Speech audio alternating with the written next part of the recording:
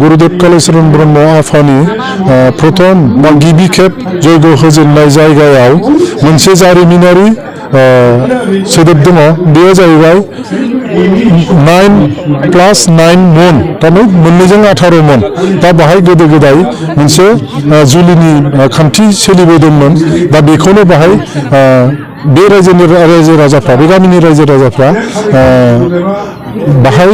बेबायदि खालामदों होननानै जोंनो फोरमायदों दा बेनिखायनो जोंहा मोनसे सासे प्रजन्म प्राइभेट साख्रि मावनानै सासे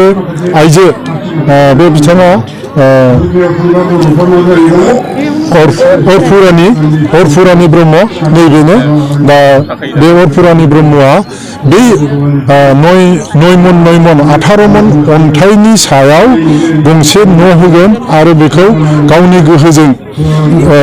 बाउन्डारि फिसा होनानै होगोन बेखौ बियो गावनो सिखार जादों बे आइया बेनिसिम जोङो क'क्राझार जिल्ला आरो बर'जिल्ला जिल्ला मोननैजों रोजा रोजा साबायखर बावबाय दा आइया बेबायदि गावनि उन्दै बैसोआवनो बेबायदि अनसुंथाइ होनो हानायाव जोङो धोरोम आफादनि जानानै बे आइनिसिम रोजा रोजा फिन खेबसेबाव आरोबाव खुलुमनाय सिबिनाय बावहरबाय आइया गोसो गोजोनै बेखौ बानायना होगोन गुरुदेवनि बे बोसोनफोरजोंनो ब्रह्म धोरोमजों बा बर' हारिया जौगाखांदों बेखौ बुंनायाव आं मोनसेबो खम खालामनाय नङा मानो होनबा बिनि बोसोनजोंसो जों बर' हारिया साब सिखोन साखोनै थानोखौ एकदम माने सोलोंबोदों गुरुदेवनि बे नियम निथियासो बर' हारिखौ सिखोन साखोनै थानो लेखा फरायनो बेफोरखौ फोरोंनाया गुरुदेवानो गुदि दा बेनिखायनो जोङो साननो गोनांबाव जे बर'नि गुरुदेव टाइटेलखौ सोर मोननो हायो बेखौबो सान गुरुदेव मोननो हाथावथाव जोंहा दा सोरबा दंबावो नामा गुरुदेव टाइटेल गुरुदेव कालीचरण ब्रह्मआ बेनिथ' नाम नाथाय गुरुदेव टाइटेलखौ सोर दोनखो बेखौथ' जोंनि बर' हारियावनो दोनदों दा बर' हारिफ्रा गुरुदेव नामखौ मानो लानो गियो बा बायो बेसो सोंलु थादों आरोखि दा ओंखायनो आङो लुबैदों बर' हारि जा दंनाय माने नों खुलुमनाया माखौ खुलुम खिन्थु गुरुदेवखौबो नामखौ लाफानांगोन मोननैथ' नङा ब्रह्म नियमजों फालिग्राया ओरै जादों थारमाने गुरुदेवनि नियम निथिखौ बै जे नों मोननै होननाय सोदोबा बियो एक्सुवेलि स्वरूप स्थिति प्रसार संसदसो दा बे स्वरूप स्थिति प्रसार संसदआ बिसोरो गावसोर गोजाबा गुरुदेवनि नाम लाया बेनिफ्राय जों थादेरबाथाय गुरुदेवनि नामखौ लायो बेबायदिसो स्टाइल जानानै दं आरोखि खिन्थु जयग'नि नियम निथिया एखेयानो नाथाय बिसोरो ससेयाव मोनसे लाइनखौ बिसोर बुङा आरो दा बे बुङैखौ आङो बुंथ'ला बे बुङैनि थाखाय जों बेखौ मोननै बायदि होननानै साननानै लादों आरोखि खिन्थु जोंथ' गुरुदेव कालीचरण ब्रह्म आफाया जोंनि जेखौ होलांदों जों बेजोंनो थांगासिनो दं गोबां जिल्लायानो सासे सानै मानसिया गावखौ गुरु साजायनो थाखाय बे नों सोंनाय बाबाया बे सोंनायफोरखौ बाथ्राया बेबायदि बुंदों आरो दा ओंखायनो बेयो नङा मोननैजों जाया जोंहा गुरुदेवनि नियमजों थांबानो गासैबो एखेजोब गुरुदेवा ब्रह्म धोरोमखौ 1906 मायथाइयाव बेवहाय जयग' होजेनदों नङा होमबा बेयावनो जयग' होजेनदों 6 मायथाइयाव जयग' होजेनखांनानै 1908 मायथाइयावनो गांसे बिजाब दिहुनदों बे बिजाबनि मुङानो जाहैबाय क्रिया दर्पण नाथाय बे समाव बांलासोमोन बांला रावजों बेखौ सुजुनाय जादों दा बांला रावजों सुजुनायखाय जोंनि बर' मानसिफ्रा बांलाखौ बुजिया दा बे बांलाखौ बुजियैखाय बांला फरायग्राफोर रोंगौ एसामिस फरायग्राफोर जुदिनिया रोंजोबगौ दानि प्रजन्मआ रोङा आरोखि दा बेखौबो जोङो बे जेरै दङ ओरैनो बांलानिखौ बर'नि ट्रेन्सलेट खालामनो जोङो आगान सुरबाय आरो हायाखै खिन्थु जों नेक्स्ट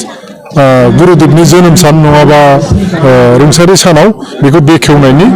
धान्दाबो लादों आरो दा माने पलिसि लादों जों हागोन होननानै जों सानदों बेनिफ्राय जों बर'नि होनो हाजोबोबा बर'नि रावजों होननो हाजोबोबा बर'फ्रा निस्सय बे लेखाखौ एसेबाबो फरायनानै नायगोन बुजिनो मोनगोन गुरुदेवा बै समाव मा होनलाङामोन दा बे आरो दा बे लेखाखौ सोर सुजुआमोन गुरुदेवाथ' लेखा रोङा बेहाथ' इसेबां लिरनाय पावार गैया नाथाय सक्तिया दंमोन बेनाव बे सक्ति गोनांखायसो जे बे गुरुदेव टाइटेलखौबो मोनदों दा बे सक्ति गोनांखायनो बे जोंनि बावरागुरि गरजान होननाय बे एलाकानि गरजान एलाकानि बावरागुरि एलाका होनदों बे गरजान एलाकानि सासे धुबुरी पुलिसाव साब इन्सपेक्टरनि ना मानिबा साब इन्सपेक्टर होनदों बियो पुलिस डिउटि मावोमोन नाथाय गुरुदेवनि बे जांख्रिथायखौ नुनानै बियो गावनि साख्रिखौ गारनानै गुरुदेवजों ब्रह्म धोरोम फोसावनायाव आगान सुरफादों बे बाबायानो बै समनिनो लेखा गोरोंखामोन नालाय बियोमोन बियो दा बे बाबायानो लिरदों बे बाबानि नामा जाहैबाय बिजय सिंह ब्रह्मचारी दा जों बिजय सिंह ब्रह्मचारीनि न'खरखौ नागिरनानै जों मोनबाय मा होनो सियायं बर'निबा सियायं होननांगौ जाहैबाय आरोखि बियायंनि फिसौला दा सियायं जाबाय आरोखि दा सियायंखौ जों मोनबाय दा बिनि बैसोआ उन्दै जोंनिफ्रायबो उन्दैसिन दा जाय हक बे बाबाया दङ दा बेजों सम्पर्कआ मोजांद्राय जाथ'वाखैबाबो जों मोनबाय आरो मानसिखौ जों उननि बेलायाव बे बाबाखौबो बे जायगायाव गुरुदेबा जयग होजेननाय जायगा बैनागुरियाव नेक्स्ट बारनि जे प्रग्राम लागोन बे प्रग्रामाव जोङो निस्सय जों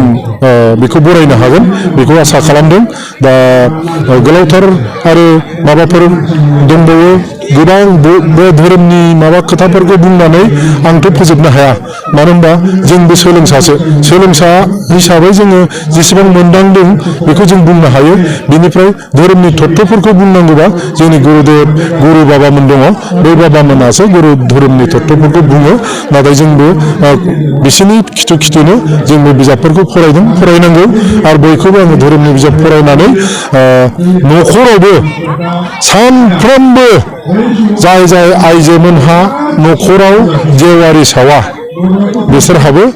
खहासो जायो ओंखायनो जोङो जेवारि बाथि सावनानै जेवारि बाथि लगायनानै भगबाननि मुं लानानै खुलुम आं ब्रह्म धोरोमनि जानानै बयनिसिमबो आरो खावलायहरनाय थाबाय गोजोन्थों।